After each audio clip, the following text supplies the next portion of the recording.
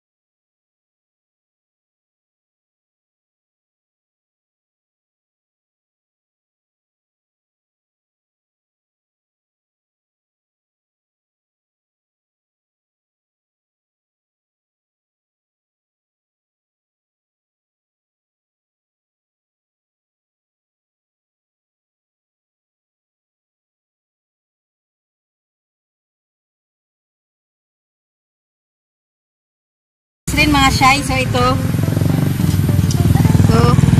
yan. So pagkatapos po nito, pag ano na siya, pag ready na, pwede na po siyang ilagay po sa machine. So, ang tawag po dito is ipagaling. Iwan ko kung anong Tagalog ng ipagaling. So, yun po. Tapos, pagkatapos na maipagaling, ano na po, pwede na po natin isaing. Para yun po ang kainin natin. Salamat na naman sa mga nagubos ng oras sa video na to, sa mga kwentang video na to. Once again, thank you for watching mga shy. Duty ko na po. Bye-bye. God bless.